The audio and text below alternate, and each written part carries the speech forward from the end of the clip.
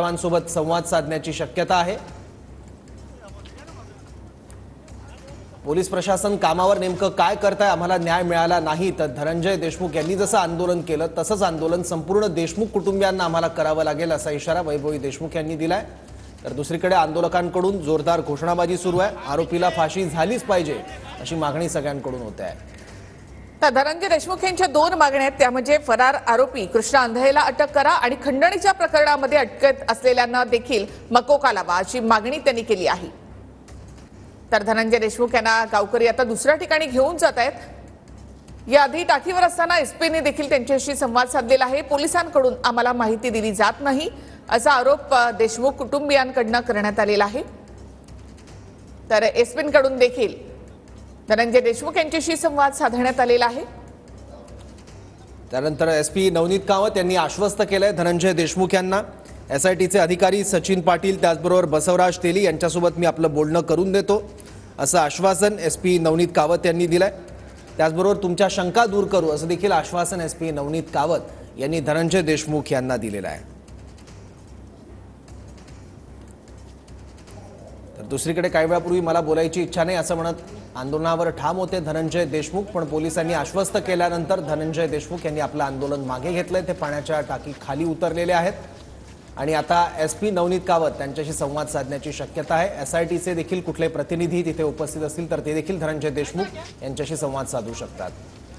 संतोष देशमुख हत्या प्रकरणामध्ये आतापर्यंत 8 आरोपींवर मकोका लावण्यात आलेला आहे। खंडणीचा प्रकार दुसऱ्या बाजूने सुरू आहे, मात्र अद्यापही यामधील कृष्णा आंधळे हा आरोपी फरार आहे। सध्या चर्चा सुरू आहे। आपल्याला अस्वस्थ वाटत असल्याचं धनंजय देशमुखांनी म्हटलं।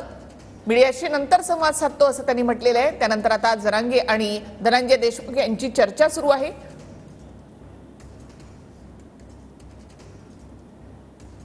तरी थेट दृश्य आपण पाहतोय, जरांगे आणि देशमुख यांच्यामध्ये ही चर्चा सुरू आहे।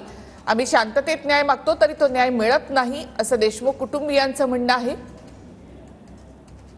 धनंजय देशमुखांनी आज आक्रमक असा पवित्रा घेत पाण्याच्या टाकीवर चढून त्यांनी आंदोलन केलेलं आहे।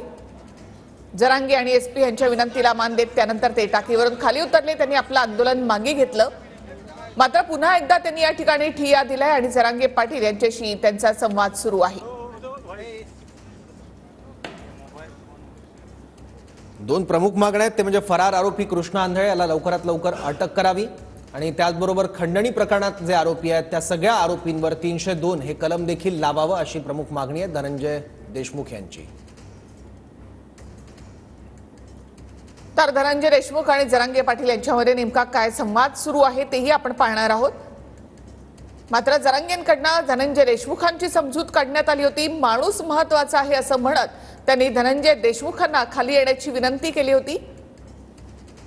पोलीस आणि जरांगे यांच्या विनंतीनंतर धनंजय देशमुख टाकीवरून खाली उतरले, मात्र त्यानंतर आता जरांगे आणि देशमुख यांची ही चर्चा सुरू आहे। पोलीस आम्हाला तपासाची माहिती देत नाही असा आरोप आहे देशमुख कुटुंबियांचा। तसंच काही दिवसांपूर्वी ज्यांनी आम्हाला धमकावलं त्यांचा शोध लावण्यात पोलिसांना अजून यश का आलेलं नाही असा सवाल देखील धनंजय देशमुख यांनी उपस्थित केला आहे। तर टाकीवर चढल्यानंतर धनंजय देशमुखांच्या दोन मागण्या होत्या, त्या म्हणजे एक फरार आरोपीला अटक करा आणि खंडणीतील आरोपींवर मकोका लावा। तर थेट आपण जाऊयात आमचे प्रतिनिधी दत्ता कनवटे यांच्याकडे। दत्ता, जरांगे आणि धनंजय देशमुख यांच्यामध्ये आता सध्या चर्चा सुरू आहे, काय नेमकी चर्चा सुरू आहे? त्यानंतर पोलीसही धनंजय देशमुखांशी बोलणार आहेत का? धनंजय देशमुख यांनी या पाण्याच्या टाकीवरती चढून आंदोलन केलं होतं।